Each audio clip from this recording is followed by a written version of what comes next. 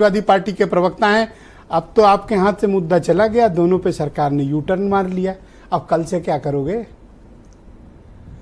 देखिए, बहुत ढेर सारे सवाल आपने किए और कल से हम लोग तो वही करेंगे। पीडीए की जो अवधारणा है, जो दलितों, पिछड़ों, मुसलमानों, जो कमजोरों को न्याय दिलाने का जो काम है वही करेंगे। आपने कई सारे सवाल पूछे। एक वो जो बात है ना कि लोग टूट जाते हैं एक घर बनाने में, तुम तरस नहीं खाते बस्तियां गिराने में। तो जो योगी आदित्यनाथ की सरकार और जो साथी कह रहे थे, खैर साथी की अपनी मजबूरी है, नौकरी चली जाएगी। आपने पूछा, आपने आधी बात पूछा, हालांकि आपने पूछा कि केशव मौर्य क्या कह रहे थे। केशव मौर्य असल में वो कह रहे थे कार्य समिति के मीटिंग में कि संगठन सरकार से बड़ा है। असल में वो उत्तर प्रदेश की जनमानस और देश को नहीं बता रहे थे। वो केशव मौर्य अपने सहधर्मी, अपने मंचस्थ बैठे योगी आदित्यनाथ को बता रहे थे कि आपसे मैं बड़ा हूं। उसके आगे क्या हुआ? उसके आगे ये घटना घटित हुई कि फिर योगी आदित्यनाथ जी ने ये कहा कि उछल कूद मत करो।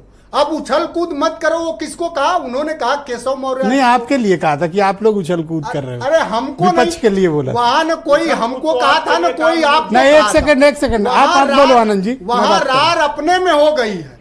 अब रार अपने में, आज ये खबरें आपके भी चैनल पर और देश भर के चैनलों पर चली है कि आज केशव जी पहुंच गए हैं दिल्ली। अब देखिए क्या हो रहा है। अब एक तरफ अच्छा, ये यू टर्न क्यों मारा? यू टर्न मारने का यह है कि 10 सीटों में उत्तर प्रदेश में उपचुनाव है। राष्ट्रीय अध्यक्ष समाजवादी पार्टी की मीटिंग हो गई। आप एक साथी बैठे हैं, अभी पश्चिम से ही शुरू कर पा रही है भारतीय जनता पार्टी, तो उसको मीरापुर के लिए ही प्रत्याशी नहीं मिल रहा। कह रहे हैं आरएलडी लड़ रहे, कह रहे हैं आप लड़ लो। वो जानते हैं कि इस 10 सीटों में 7 सीटों पर लोकसभा के चुनाव में ही हमारी बढ़त है।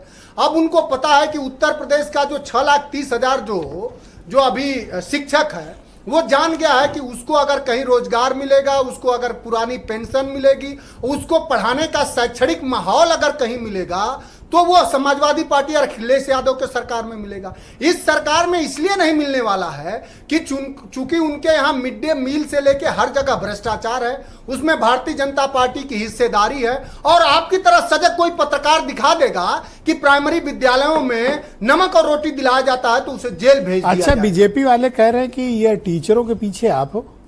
देखिए, हम लोग, अब तो साथी कह रहे थे कि अरे बीजेपी, समाजवादी पार्टी और कांग्रेस राजनीति कर रही। आप क्या सब्जी बना रहे हो? क्या आप सब्जी बना रहे हो या ठेला लगा रहे हो? हम चाहे आपने इस देश के शिक्षकों को बर्बाद क्यों किया जा रहा है, उस पर आ रहे। वो चूंकि जो डिजिटलाइजेशन किया गया है, वो 1,000 करोड़ एक गुजरात की कंपनी को टेंडर दिया गया।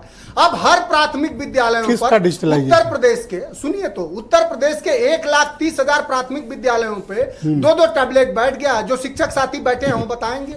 200 रुपया का सिम रिचार्ज कराना है। क्यों कराना है? नहीं कराना, इनसे पूछिए। अब वो सवाल ये है कि 1,000 करोड़ रुपया का काम दिया, उससे 200 करोड़ रुपया हर महीना कमाना है।